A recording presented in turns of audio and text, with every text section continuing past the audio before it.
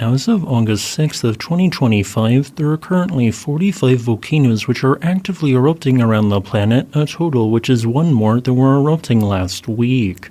One of these lesser-known erupting volcanoes is Nicaragua's Telica volcano, located 83 kilometers northwest of the nation's capital city of Managua. Telica is not only the most frequently erupting volcano in Nicaragua during the last century, but also is the volcano with the most eruptions in the same time period across all of Central America, albeit also tied with Poas.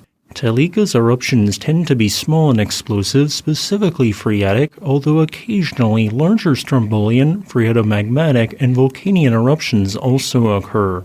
In the case of its latest eruption, it seemingly began on July 14th. And now, here are this week's top volcano-related news stories.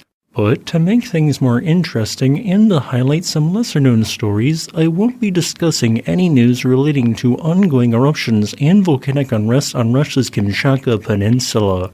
In India, a new eruption from the nation's only confirmed active volcano produced a lava float that reached and then entered the ocean.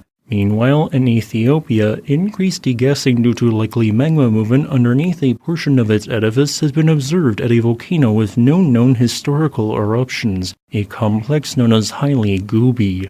And in what is this week's top story, two major explosive eruptions occurred in rapid succession at Indonesia's Lewotobi volcano on August 1st and 2nd.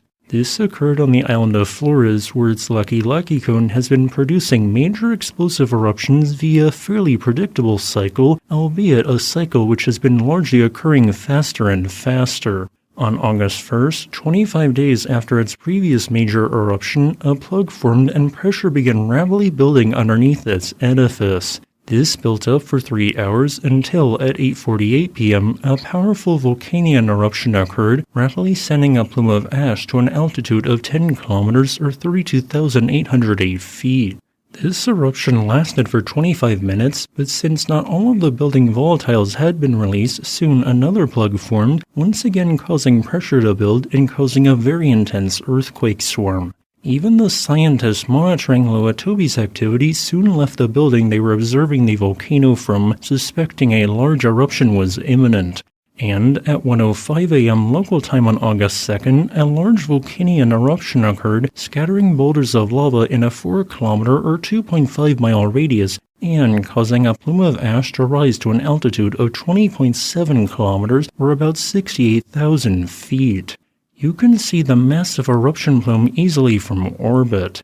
Thankfully, no deaths or injuries occurred, although an area of 4 square kilometers, largely to Lewotobi's north and northeast, was scorched by pyroclastic flows. In India, in the Andaman and Nicobar Islands, the unpopulated albeit forested Barren Island volcano erupted for its first time in 3 months. This eruption, while not directly observed, seemingly began on July 26th. The eruption was moderately explosive and presumably strombolian in nature, soon feeding a lava float that descended from its main cone towards the Indian Ocean to the west-northwest. Lava traveled nearly a full mile at some point during the next week, eventually reaching and then entering the ocean, adding 3,341 square meters or 0.81 acres of new land to the island. In total, the lava flow, which at this point is declining, has covered 1/3 of a square kilometer in fresh basaltic lava. Meanwhile, in Ethiopia, while not yet truly confirmed, it seems that the 58-year-long eruption of the Erupting volcano might have come to an end. Earlier in July, its 2 summit lava lake-filled pit craters collapsed by more than 100 meters as magma drained away to the south-southeast, eventually going on to feed a lengthy 40-kilometer or 25-mile-long magma dike. Part of this magma dike created a short-lived fissure eruption, which notably created a vent close to the Hayli Gubbi volcano. Well, in the time since, the main crater of this other volcano, with no confirmed historical eruptions, has seemingly filled with gas, presumably seeping up from unerupted magma in the underlying dike. While this could suggest that magma is rising there, I instead am not inferring a high likelihood of this lesser-known shield volcano erupting anytime soon, although the possibility does exist. Here is a quick list of all the world's volcanoes which are currently erupting. Additionally, here are some volcanoes showing signs of unrest which are not erupting as of the recording of this video on August 5th of 2025. As a final note, I would like to thank my new patron Jay for supporting my work.